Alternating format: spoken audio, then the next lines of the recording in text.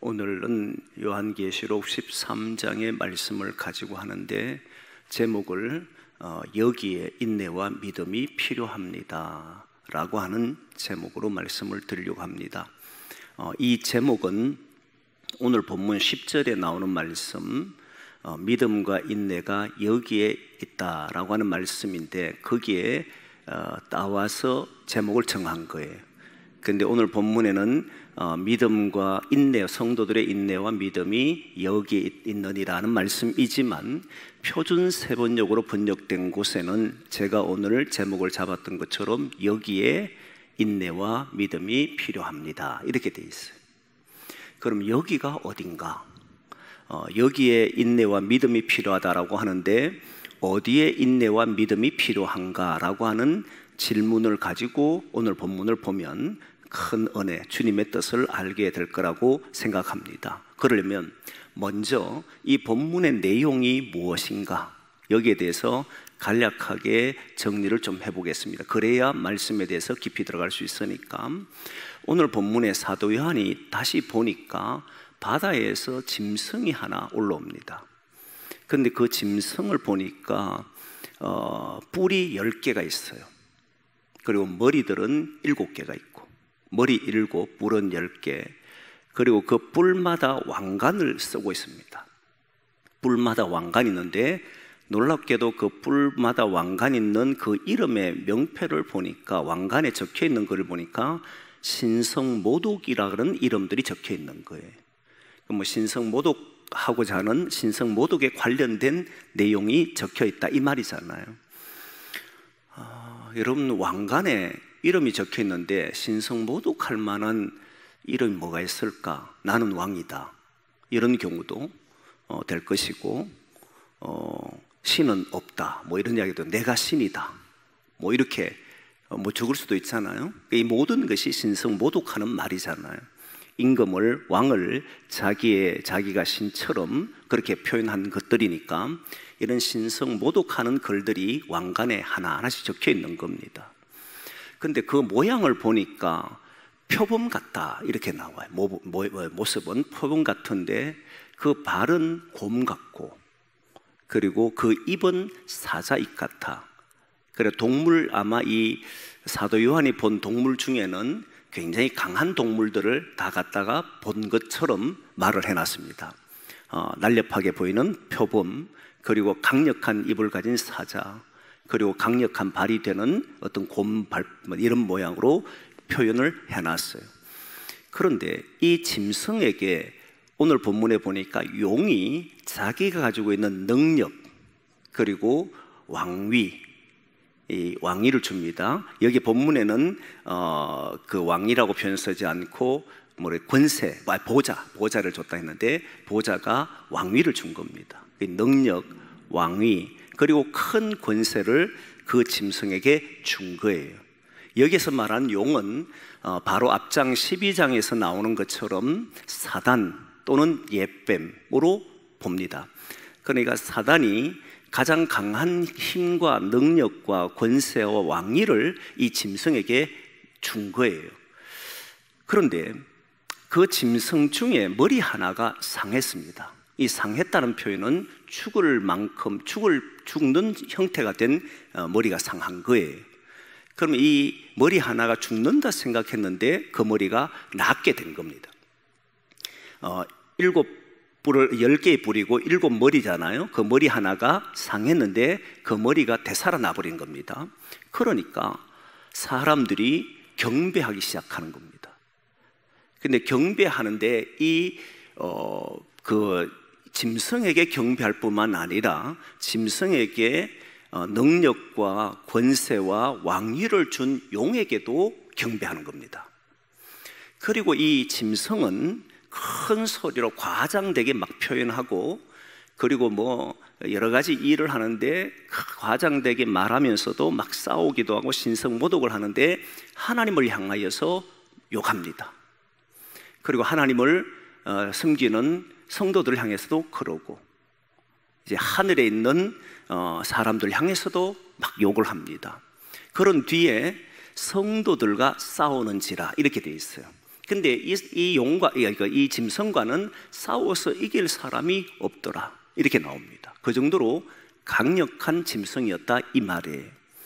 그런데 성도들과 싸우는데 놀랍게도 성도들 중에는 사람들은 다 피하는데 성도들, 그 죽임당한 어린 양의 그 생명책에 기록된, 창세 이후에 기록된, 세상을 창조하신 이후에 기록된 모든 생명들, 하나님의 이름, 그러니까 그 어린 양의 생명책에 기록된 이름들을 제외하고는 다 져요. 누구도 못 이깁니다. 다 졌는데, 그러면서 하는 이야기가 귀 있는 자는 들을지어다 라고 말하면서 죽을 사람은 죽고 사라질 사람은 사라지고 잡힐 사람은 잡히는데, 그런데 거기에 보면 성도들이 여기에 인내와 믿음이 필요합니다, 이렇게 나온 거예요.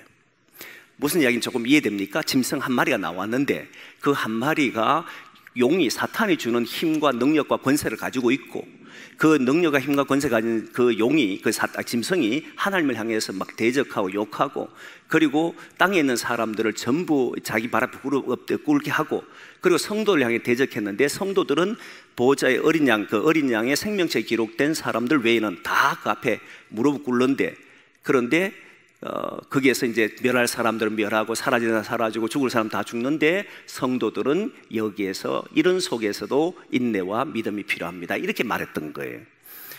이제 내용은 이제 정리가 됐고, 여기에서 보여주는 몇 가지를 보면서 하나님이 우리에게 주는 말씀을 드리려고 하는데, 첫 번째는 여러분 오늘 본문에 보면 그 짐승의 머리 하나가 상했는데, 죽을 병에 걸려서 상했는데 나은 것을 보고 사람들이 그 앞에 경배하는 일이 벌어집니다. 이거를 고칠 수 없는 병 또는 치명상을 입은 것을 말하거든요. 치명상을 입은 이 그 짐승이 낫게 되자 땅에 있는 사람이 그 앞에 절하는 것이 무슨 말인가? 아니, 병에 낫는다고 해서 그 짐승에게 머리를 굽히는가? 굽힙니다. 여러분, 치명상을 입은 사람이 누군가 나으면 사람들이 오늘날에도 치명상을 입었다는 말은 도무지 살 수 없는 몸이 됐다 이 말이거든요. 도무지 살 수 없는 몸이 되었는데 이 사람이 살았어요. 그럼 우리는 어떻게 생각하냐면 신기하다, 놀랍다, 기적이다, 이렇게 말을 해요.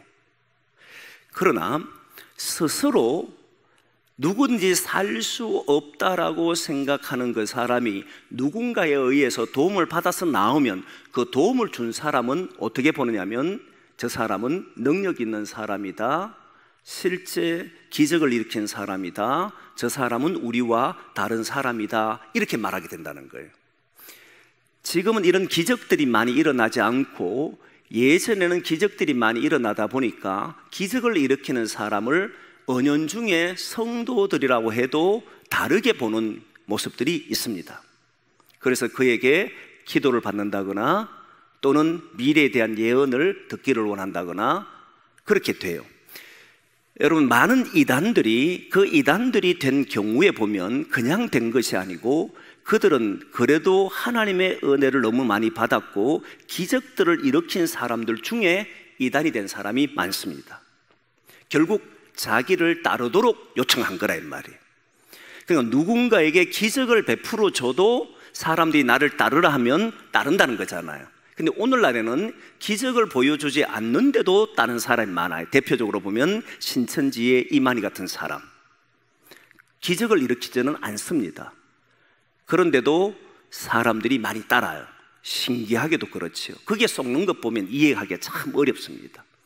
그러나 여전히 기적과 이적이라고 하는 것은 사람들의 마음을 빼앗을 수 있는 강력한 무기가 되는 것은 확실합니다. 그런데 상한 그 머리가 스스로 그걸 이겨내버려요. 죽음을 이겨내버리고 나아버립니다. 그러면 사람들은 이 사람은 신이다라고 생각하게 되어 있습니다. 좀 더 예를 들어보면 정확해지는데, 성경에 있는 예를 들면 이해될 겁니다. 한 번은 바울이 이제 로마 전도를 위해서 3차 전도 여행을 마치고 로마에서 예수 믿었다는 이야기를 듣고는 믿는 사람이 생겼다는 이야기를 듣고 로마에 가려고 하는데 이제 압송돼 가잖아요. 압송돼 가는데 가던 도중에 배가 유라굴로라고 하는 그런 풍랑에 만나게 됩니다. 풍랑을 만나서, 큰 풍랑을 만나서 결국 겨우겨우 한 섬에 정박하게 됩니다. 기적적으로 살아나잖아요. 사람들은 모두 죽었다라고 했는데 바울은 아니다, 이 배에서 내리지 않는다면 살아날 것이라 했는데 결국 섬에 정박해서 살았습니다. 근데 너무 추웠어요. 너무 추우니까 그 섬에 있는 사람들이 바울과 그 일행을 위해서 불을 지펴줬습니다. 근데 불을 지펴주니까 바울이 이 불을 더 지피려고 그 나무 한 움큼을 가지고 그 불에 집어넣었어요. 근데 이 나무 안에 뱀이 있는 줄 몰랐잖아요. 딱 넣었는데 그 뱀이 불이 자기한테 오는 걸 놀라가 뛰어나오면서 바울의 손을 물어버렸습니다. 바울의 손을 물으니까 바울이 들어보니까 자기 손에 물려있는 거잖아요. 그때 원주민들이 보더니 이 사람이 무슨 죄를 지어서 이런가? 처음에 이렇게 생각합니다. 이 뱀은 독사였습니다. 원주민들이 보기에는 이 뱀에 물린 사람은 곧 죽는다, 즉시 죽는다고 생각했어요. 그래서 이들은 저렇게 뱀에 물리고 손에 대롱대롱 달리는 걸 보니까 이 사람 뭔가를 큰 잘못했다 그러면서 한 이야기가 무슨 살인자가 아니냐, 니 살인했느냐 이렇게 이야기를 해요. 그런데 바울이 그 손에 물린 뱀을 떨쳐버렸습니다. 그리고 시간이 지났는데 안 죽어요. 그때 사람들이 뭐라고 이야기하냐면 저 사람은 신이다 요 말했습니다. 신이다. 독사가 물었는데도 그 독이 그 사람을 해할 수 없을 정도라면 신이 아니고는 불가능하다 이렇게 봤던 거예요.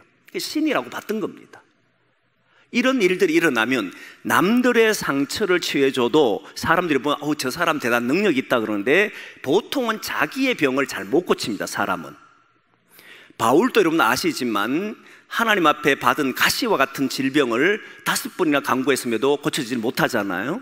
이런 것들을 볼 때 보통 자기의 병은 쉽게 못 고칩니다. 많은 사람들도 기도해 주는데 다른 사람의 문제를 기도해 줘가지고 낫게 하는 경우가 많고 실제 문제를 해결해 준 사람도 있지만 자기 문제는 해결하지 못해서 괴로워한 사람이 많습니다. 그래서 저는 그런 걸 볼 때마다 인간은 인간이구나, 결국 인간이다 이 생각밖에 못해요. 만약 그가 신이면 자기 문제를 해결해야 되잖아요. 못합니다.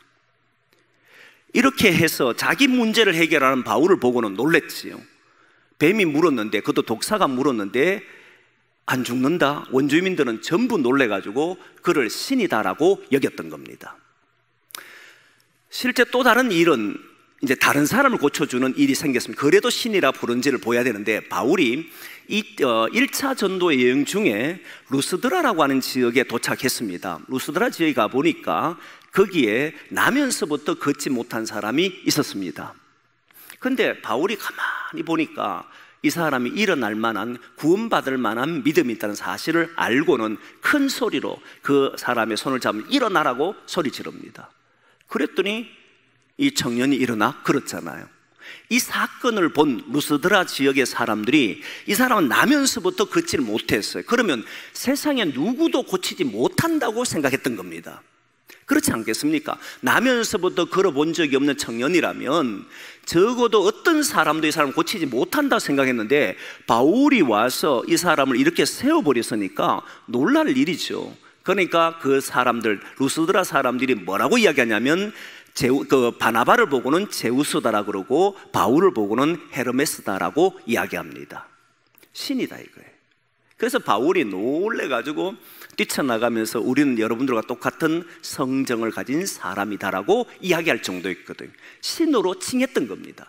다른 사람의 병을 고쳐주는데 도무지 고쳐줄 수 없는 병, 누구든지 손댈 수 없는 병도 고쳐줘도 사람들은 신으로 여긴다는 거잖아요. 그런데 자기가 가진 질병을 자기가 고쳐버렸다, 독사에 물렸는데 죽지 않는다, 이거는 정말 그 사람은 신이 아니고는 불가능하다 이렇게 생각한 거예요. 그러니까 그런 일이 생기니까 사람들이 따르더라 이렇게 나오는 거잖아요. 오늘 본문에 보니까 이 짐승이 머리가 상했어요. 그것도 치명적인 병을 걸렸습니다. 누구도 손을 못 댔는데 병에서 나아버렸어요. 그러니까 사람들이 그를 따르더라, 이렇게 나온 거예요. 결국 보면 신앙은, 우리가 가진 신앙은 어디에 서 있느냐? 사도 요한이 본 것은, 그들의 신앙은 어디에 있느냐? 조금 뒤에 나오겠지만, 다시 한 번 더 이야기하겠지만, 먼저 이야기하면 이들의 신앙은 말씀에 근거해서 움직인단 말이에요. 약속에 근거해서 움직입니다. 기적이나 이적에 근거해서 움직이지를 않습니다. 그 병이, 그 치명상적인 병이 고쳐졌다고 해서 그를 섬기지를 않아요. 세상이 뒤집어졌다고 해도 그걸 우린 따르질 않아요. 제가 있었던 시골에 목회하는 지역에 그 면 소재에 뭐가 있냐면 땀 흐르는 비석이 있습니다. 땀 흐르는 비석은 역사책에도 나옵니다. 근데 어느 날 소문이 들려오는데 그 비석에서 땀이 흘렀다는 거예요. 땀이 흘렀다는 이야기를 여러분 들어서 알지겠지만, 국가에 큰 문제가 있고 재난이 일어났을 때 그 비석에서 땀이 흐른다고 했습니다. 저희들 가봤습니다. 가봤더니 정말 비석에 땀이 흐른 거예요. 사람들이 모두 다 이제 나라 큰일 났다, 아무 문제 없었습니다. 아무런 문제 없었어요. 그러니까 우리는 웃었죠. 신비해서 신기로워서 가봤지만 사실은 그 말을 믿질 않아요. 그런데 그 앞에 갔는데 어떤 일이 벌어지냐면, 동전이, 여러분 그 비석, 그 호수 물로 이렇게 옆에 쳐놨거든요. 동전이 어마어마하게 그게 들려져 있습니다. 사람이 던지고 소원을 빌고, 던지고 소원을 빌고, 그렇게 신비로운 뭔가를 줘도 사람들은 그걸 신으로 여길 정도잖아요. 그러니까 지금도 사람들이요, 21세기가 됐음에도 이런 신비로운 일들이 일어나면 마음을 빼앗기는 사람들이 있습니다. 그건 신앙인들은 이제 그러질 않아요.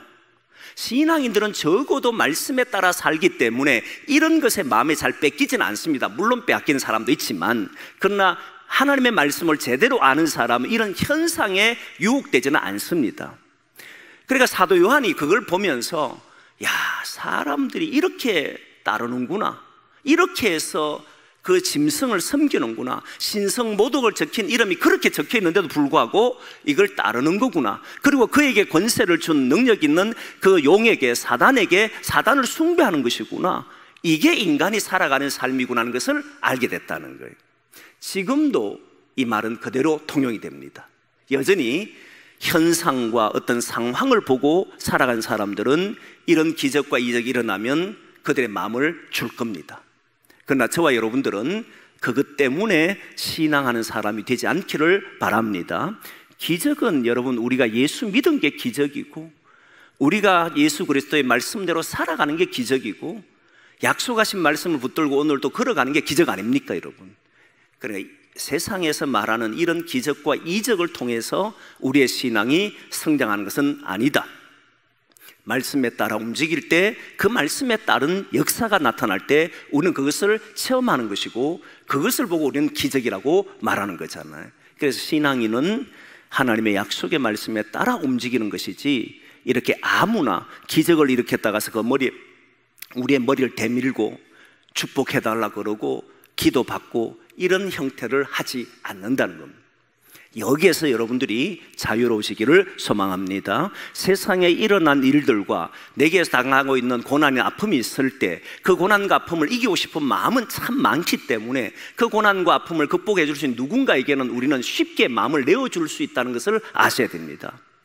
그러듯이 사도 요한이 있는 이 당시에도 수많은 사람들이 그렇게 보여줬고, 그런 사람들이 여기저기서 메시아라 그러고 여기저기서 그리스도라 그럴 때에, 그때 사도 요한은 그것이 아님을 오늘 보여준다는 거예요. 그래서 우리는 이런 신앙, 그 당시 짐승 앞에 머리를 숙이는 신앙이 아니라 주님의 말씀대로 살아가는 신앙이 되기를 소망합니다. 이게 첫 번째예요. 두 번째는, 오늘 본문에 여러분 말씀을 했는데 짐승이 바다에서 올라와요.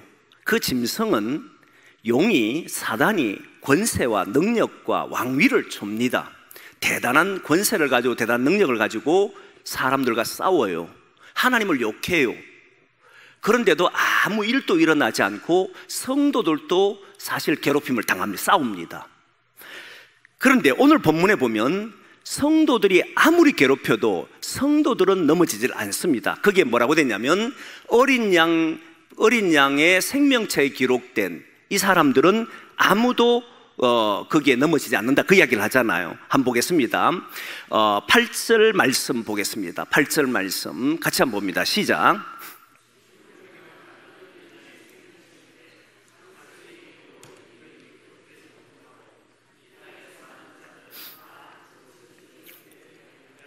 자, 이 땅에 사는 모든 사람들은 다 그 짐승에게 경배하는데 경배하지 않는 사람이 있어요. 죽임을 당한 어린 양의 생명책에 기록된 사람인데, 창세 이후 하나님이 창조한 이후에 예수 그리스도를 믿고 하나님의 백성된 사람들은 여기에 싸워서 넘어지지 않는다 이 말이잖아요.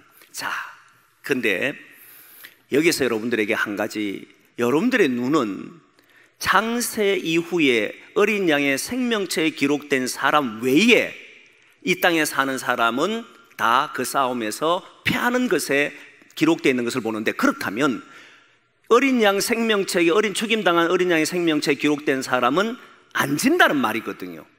맞잖아요. 안 진다는 말이에요.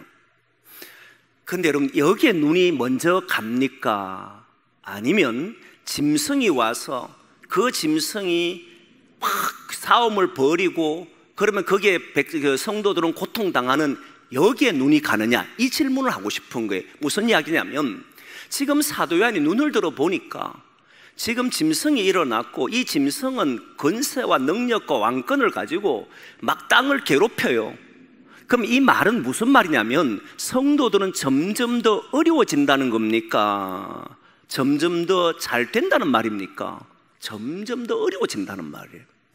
그럼 사도 요한이 자기가 밤모섬에 갇혀 있고, 그리고 지금 초대교회 많은 교회들은 지금 예수 그리스도를 믿는 것 때문에 고난과 고난을 겪고 있는데, 그러면 이제부터는 막 풀려져 가지고 자기를 박해하고 괴롭히는 그 짐승들은 모두 죽고 사라지고, 그게 눈으로 보이는 게 맞잖아요. 눈으로 보니까 짐승이 올라오는데 그걸 하나님의 권능으로 정리하고 그게 막 죽어나가고 성도들을 보호하더라, 이렇게 되면 얼마나 좋겠어요. 그런데 짐승이 일어나서 성도들과 막 싸우기 시작하는데 하나님을 막 비난해요. 큰 소리를 막 해요. 신성모독 막 해요. 그런데도 아무 일도 일어나지 않고, 분명히 성도들은 어린 양의 죽음을 당한 어린 양의 생명이 기록된 자는 보호되는 것처럼 말을 해도 실제로는 점점 더 어려워진다는 이야기로 들려오잖아요. 그럼 여러분, 우리 귀에는 어려워진다는 이야기로 먼저 들립니까? 아니면 성도들을 지킨다는 말로 먼저 들립니까? 이거란 말이에요. 여러분, 사람은요, 고통이 있으면, 그 고통이 정말 견디기 힘든 고통이면 더 힘든 고통이 앞으로 기다릴 겁니다. 그러나 그 고통이 지나고 나면 완전히 새로운 세계가 열릴 겁니다. 이 말을 한다면, 여러분, 새로운 세계란 말이 내한테 큰 힘을 줄 것 같습니까? 아니면 더 고통스럽다는 말이 더 와닿겠습니까? 마음에 더 새겨지겠습니까? 훨씬 더 고통스럽다는 말이 자기한테 더 강하게 다가올 겁니다. 실제 그런가? 여러분, 우리 성경을 보면 예수님께서 가이사랴 빌립보에서 있었던 이야기 알잖아요. 제가 수차례 이야기 때문에 압니다. 가이사랴 빌립보에서 예수님이 사람들이 나를 누구로 하느냐 제자들이 물었습니다. 그랬더니 제자들이 어떤 사람은 엘리야, 예레미야, 선지자 중에 한 사람, 세례 요한 쭉 이야기합니다. 그랬을 때 예수님이, 그러면 너희들이 나를 누구로 하느냐? 베드로가 주는 그리스도시요 살아계신 하나님의 아들입니다, 그렇게 이야기를 했어요. 그러자 이야기를 다 듣고는 주님 몇 가지 축복을 하고는 비로소 이제 자신의 죽음에 대한 이야기를 합니다. 나는 대제사장과 장로들과 그리고 서기관들에게 고난을 받아 십자가에 죽고 제3일 만에 살아날 것을 비로소 가르치시니라, 이렇게 나와요. 자, 그런데 베드로가 분명히 그 안의 내용은 고난을 받는다는 것, 죽는다는 하나 이야기와 제3일에 다시 살아난다는 내용 두 가지를 줬습니다. 고난받는다는 이야기와 제3일 후에 살아난다는 부활에 대한 두 가지 이야기를 줬는데, 베드로의 반응은, 부활에 대한 반응은 없습니다. 바로 고난당한다는 말에 즉각적인 반응을 보입니다. 죽으면 안 된다 생각. 지금 살아난다고 이야기하는 거잖아요. 핵심은 어디에 있습니까? 핵심은 살아난다는 데 있는데 어디에 더 귀에 꽂혔느냐면 죽는다는 데 훨씬 더 귀에 꽂혀버렸단 말이에요. 이유가 뭐냐면 인간의 제약 때문이에요. 인간은 이후의 삶은 잘 못 봅니다. 어떻게 이후의 삶을 알겠어요? 예수님이 다시 살아난다? 경험해 본 적이 없으니까 당연히 이후에 어떻게 되는지 모르고 지금 죽는다니까 죽으면 안 되는 거잖아요. 자기들이 그물도 버리고 모든 걸 버리고 쫓아왔는데, 부모도 형제도 다 버리고 쫓아왔는데 예수님이 십자가에 죽어버리면 그럼 우리는 쫓아가는 게 무슨 의미가 있느냐? 이렇게 돼버린 거잖아요.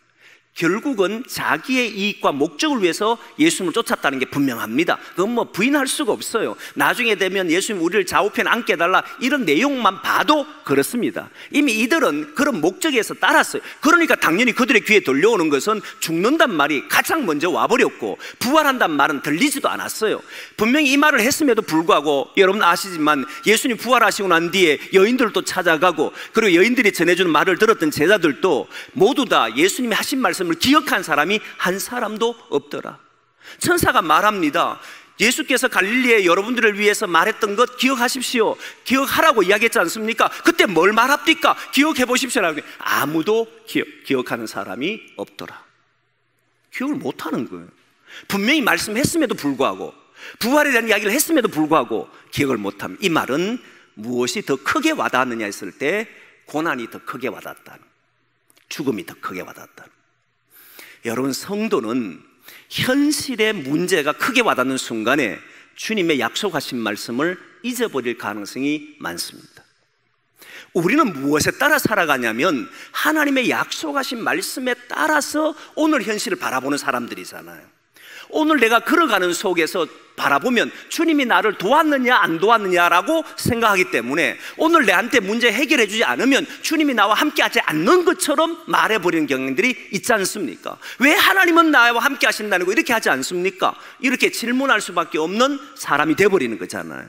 근데 기독인은 언제나 무엇을 보냐면 주님의 약속을 붙들고 현실을 보는 거잖아요. 그걸 잘 보여준 것이 애굽에서 나온 40년의 광야길이지 않습니까? 애굽에서 나온 광야길 속에 있던 이스라엘 백성들은 하나님께서 주신 약속은 가나안 땅, 젖과 꿀이 흐르는 땅을 주겠노라고 했단 말이죠. 근데 그 세월이 더뎌지자 그 주어진 현실은 먹을 게 없고 마실 게 없고 어려운 길을 걷게 되자 그때마다 우리와 함께 한다는 게 이런 겁니까? 차라리 우리가 애굽에 살 때가 좋았지 않습니까? 계속 무엇에 의해서 바라보느냐 하면 자기의 놓여진 이 현실을 바라보고 자꾸 약속을 보니까 안 이루어지는 것 때문에 원망한 거잖아요. 그런데 약속을 먼저 믿고 그 약속을 가지고 현실을 바라보면 다르게 보였을 텐데 이거를 못 해냈다 이 말. 그러니까 지금도 보면 하나님께서 주시는 이 말씀 사도 요한이 봤을 때는 분명히 점점 더 어려워져요. 점점 더 고난이 닥쳐요. 그럼에도 불구하고 여기에는 보이지 않는 하나님의 말씀이 있는데 죽임을 당한 어린 양의 생명체에 기록된 자는 그것을 이겨낸다는 거예요. 누가 지느냐? 이들을 제외한 모든 사람은 패한다. 사라질 사람 사라지고 잡혀갈 사람 잡혀가고 죽을 사람 죽게 되지만 이 속에 있는 자는 하나님이 보호하신다. 그걸 여러분 지난번 12장 말씀과 다시 연결해 보면 하나님께서 이스라엘 백성들, 하나님 택한 백성들을 어디로 했냐면 독수리의 날개 업어서 어디로 데려왔습니까? 광야로 데려왔잖아요. 광야로 데려온 그곳은 어떤 곳이라고 이야기했느냐면 안전한 곳. 광야가 안전한 곳이라 생각을 안 해봤습니다. 그런데 지난주 수요일 보니까 광야가 안전한 곳이었다는 거예요. 광야는 물이 없고 정갈도 있고 뱀도 있고 그리고 낮에는 춥고 낮에는 덥고 밤에는 춥고 하는 그런 정말 사막과 같은 곳인데 오히려 그곳이 안전하다고 이야기하니까 처음에는 안전하다 생각을 못했는데 지난주 본문을 보면서 그래 사막으로 데려온 것이 애굽으로부터 구할 수 있는 곳이었구나. 이곳으로 데려오지 않았다면 애국 군대는 추격하기가 쉬웠을 것이다. 그런데 사막으로 데려오니까 결국 이들은 공격을 하질 못하는구나. 그래서 광야가 안전한 곳이다라고 이야기하고 동시에 지난주 본문에 보면 양육이라고 하는 단어를 썼잖아요. 그 광야 40년을 걸으면서 하나님의 사람으로 양육하는 기간을 받던 것이고 안전한 곳에서 하나님이 양육하는 것을 경험했던 사람들이 광야 40년의 길이지 않습니까?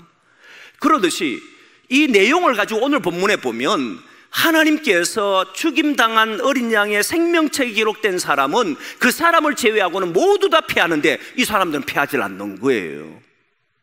이 사람들은 안전하다는 거예요.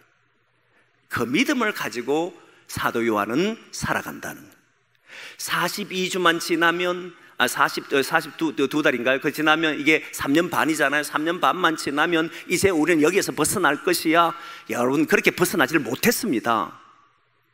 실제로 박해가 있었던 건 3년 동안 박해한 사람도 있고요, 2년 동안 박해한 사람도 있고, 또 10년 이상 박해, 12년 동안 박해한 사람도 있습니다. 그러면 여러분 3년 반은 어디에 해당되는 거예요? 그렇게 박해한 날수를 이야기하는 게 아니라, 성도는 이런 박해 기간이 길든 짧든 상관없이 짐승이 나타나서, 강력한 짐승이 그렇게 해하려고 사단의 권세를 얻고 해하려고 해도 죽임당한 어린 양의 생명책에 기록된 사람은 피하지 않는다, 보호하신다, 지켜주신다, 이거를 받던 겁니다. 사도행을 보니까, 그러니까 그 주변에 있는 믿음의 사람들에게 편지를 쓸 때, 여러분, 우리는 죽임당한 어린 양의 생명책에 기록된 사람들입니다. 그러기에 우리 주님은 우리를 여기에서 보호하실 것이고 이기게 하실 것입니다, 이렇게 선포할 수 있었던 거 아니겠습니까? 여러분, 이 믿음으로 살아가자는 거예요. 여러분들을 주님은 보호하십니다. 그 환난의 기간이 긴 사람도 있을 것이고, 지금도 어려운 사람이 있을 것이고, 지금도 견디기 힘들어하는 사람도 있지만, 끝내 우리 주님은 나의 택한 백성, 내가 정한 백성은 하나님이 보호하시고 지켜주심을 믿습니다. 주님 나라 갈 때까지 언제나 보호하실 줄 믿습니다. 이거를 먼저 생각하자는 거예요. 그러면 여기에서 이 생각을 가지게 되면 어떤 일을 하게 되냐면, 이제 이 생각 속에 여기에 뭐가 필요하다는 겁니까? 인내도 필요하고 믿음도 필요하다, 이 말입니다. 이 믿음을 가지면, 이 생각을 가지면, 어린 양, 죽임을 당한 어린 양 생명책에 기록됐다는 것을 아는 사람들은 그때부터 뭐 하느냐면 인내합니다.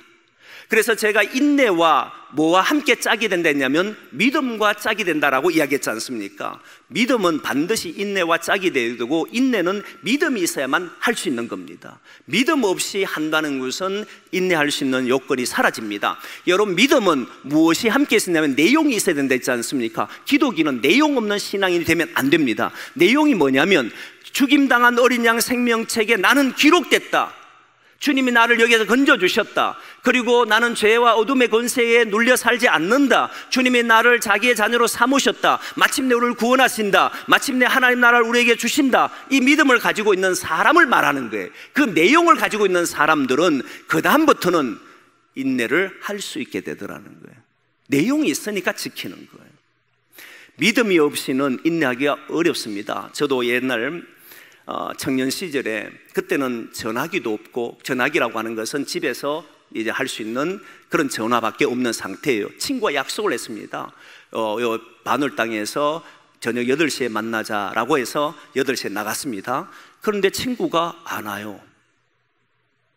그래서 저는 올 거라고 믿고 기다렸습니다. 근데 1시간 지나도 안 와요. 2시간이 지났는데도 안 와요. 그래서 아무리 기다렸는데 연락할 방법이 없는 거예요. 뭐 전화기가 있어요. 지금처럼 폰처럼 있어야 연락을 하잖아요. 없는 거예요. 기다려도 오지 않아서 이제 돌아가서 했는데, 그때 제가 생각한 것이 혹시 무슨 일이 벌어졌나 염려가 됐는데, 감사하게도 아무 일도 없었어요. 근데 왜 기다릴 수 있었느냐? 물론 2시간 기다리기 많이 기다리지 않은지 모르지만 사람 기다려보면 이게 굉장히 고통스럽습니다. 근데 그때 기다릴 수 있었던 이유는 딱 하나입니다. 그 친구를 믿었기 때문에. 온다는, 그냥 믿은 게 아니라 온다는 사실을 믿었어요. 약속을 안 지키는 건 그 친구의 문제고, 나는 그것을 믿었기 때문에 기다릴 수 있다는 거예요. 그래서 우리가 믿는 믿음이 정확할수록 오는 고난과 아픔이 있어도 인내할 수 있는 사람이 된다는 거예요. 믿음은 인내와 짝을 언제나 이루어야 됩니다. 지금 이들에게 다가오는 것은 고통입니다. 짐승이 일어날 것이고, 그 짐승은 사단의 권세를 받고, 그리고 성도들을 괴롭힐 겁니다. 하나님을 못 옳할 겁니다. 그런데도 불구하고 거기에서 우리는 견디고 이길 수 있는 것은 무엇이냐면, 거기에 우리의 인내가 필요한데, 그 인내는 믿음이 있을 때 되더라는. 그래서 인내가 필요도 하고 믿음도 필요하더라. 지금도 우리는 인내와 믿음이 필요한 시기라고 저는 생각합니다. 이유는 지금 많은 사람들이 하나님을 욕합니다. 저는 하나님 욕하는 사람이 좀 하늘에 불이 좀 떨어졌으면 좋겠어요. 그죠? 좀 불이 떨어져서 하나님을 모독하는 사람이 갑자기 벼락을 맞으면 그런 일이 좀 없어질 건데 이런 생각도 들어요. 그런데 아무런 문제가 안 일어나. 하나님 막 저주해. 지금 뭐 인터넷 매체, TV 이런 데 보면 막 기독교인들 조롱하잖아요. 그럼 그 입에 막 갑자기 불이 떨어지고 이러면 얼마나 좋겠어요. 근데 또 어디 가서 우리 목사님 그런 사람 저주하다 이런 소리 하지만 저주하는 게 아닙니다. 근데 그런 일이 벌어지면 얼마나 좋겠어요. 근데 안 일어나요. 그러면 괴롭잖아요. 내가 믿는 게 옳은가? 왜 하나님은 가만히 계시는가? 성도들이 저는 고난당하고 아픔 당할 때마다 주여 좀 도와주세요 했는데 아무런 응답이 없으면 왜 그런가 하는 이런 가슴 아픔이 있잖아요. 누구나 하나님 앞에 기도하고 부러짓고 하나님 역사 기다리시는데도 안 일어나고 이러면 거기에 오는 어려움과 힘듦이 있거든요. 그런데 그래도 거기에서 우리 성도들은 뭐 해야 된다는 겁니까? 인내하시라. 왜? 주님은 우리를 구원하실 줄 믿기에.